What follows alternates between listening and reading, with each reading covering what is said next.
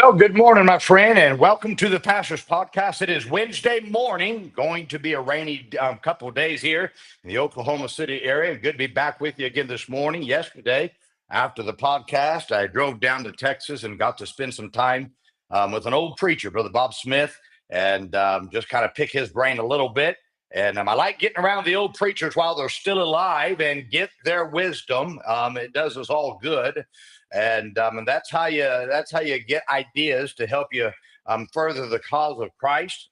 And man, he filled my bucket, and I'm back today and excited. My mind's thinking. Got a busy day. Midweek service tonight.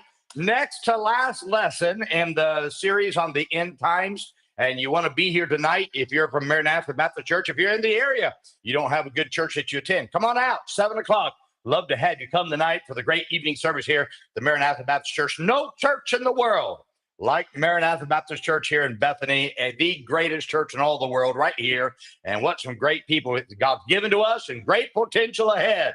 Looking forward to what God's going to do through us as we continue to serve him. Well, today I want to read to you from Jonah chapter 4 and verse 9. It says, "And God said to Jonah, doest thou well to be angry for the gourd? And he said, I do well to be angry, even unto death." What a statement. Now, we all know the story of Jonah well. His humanity was undoubtedly evident when God called him to go to Nineveh to preach to these people. But eventually, through much persuasion, I guess that's the best word to use, Jonah went to Nineveh and preached. A great revival broke out that should have caused Jonah to rejoice that what God did through his preaching and ministry. I mean, most preachers would have rejoiced, but instead, we see Jonah sitting under a juniper tree and angry that God didn't destroy these people. Now, only in a way that God could do it, God allowed a juniper tree to quickly grow to give Jonah shade from the heat of the sun, to which Jonah was very pleased about the juniper tree.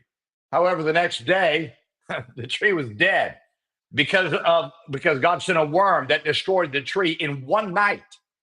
As Jonah sat in the heat of the sun, can you see him sitting there in the desert? The stick is right behind him. It's all withered up. Where he was sitting, it had some shade. Now he's just sitting there in the middle of the hot desert and looking at Nineveh, waiting for God to destroy it. And as Jonah sat in the heat of the sun with his only shade being God, he got angry. He was angry and wanted to die.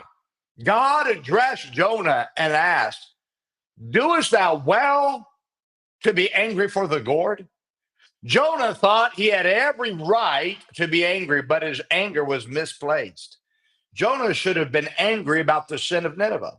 He should have been angry that the people were about to die because of their sin. He should have been angry that these people had disrespected God with all their sins. But his anger was more about the physical than the spiritual. Many times we can find ourselves just like Jonah, angry at the wrong thing. That anger often causes us to become backslidden or bitter over things that really have no impact on eternity. Now, we should be angry, but we must not be angry at the wrong things. I want to share a couple of things you should get angry about. First, you should be angry that people are going to hell. It ought to bother you. Oh, my friend. It ought to anger you that feel-good preachers and false religions are sending people to hell with their message that never has the gospel. It ought to anger you that so many people are worried about the Pope dying, by the way, who, if he believed what he taught, is in hell burning right now. I know that's not a popular statement, but it's the truth. And it ought to anger you that people are more wrapped up in the political world than they are with the souls of mankind. I'm amazed. Preachers can preach false messages, and the political world can do things that hinder the church, but people get upset at people holding up truth. My friend, it ought to anger you that churches are more interested in playing than they are in reaching the lost before they go to hell. The impact of eternity is hanging on whether or not God's people get angry about the fact that lost people are going to hell because of no witness to bring the gospel to them. Second, it should anger you that sin destroys a life. Sadly, many have misplaced their anger at the sinner instead of at the sin. We get angry with the drunkard instead of being angry at the alcohol. We get angry at a couple that a couple was immoral with each other instead of getting angry at the sin of adultery. Believers often have a hard time separating the sinner from the sin. Our anger is hurled at the sinner who needs to get right and be restored instead of getting angry at sin and fighting sin. Now, when you get angry about the right things, that anger motivates you to be angry at sin. When you place your anger on sin instead of the sinner, you're going to find this. You will find yourself becoming compassionate towards the one that sin has destroyed, which creates great passion for them to get right with God so they can be restored inside of your own heart.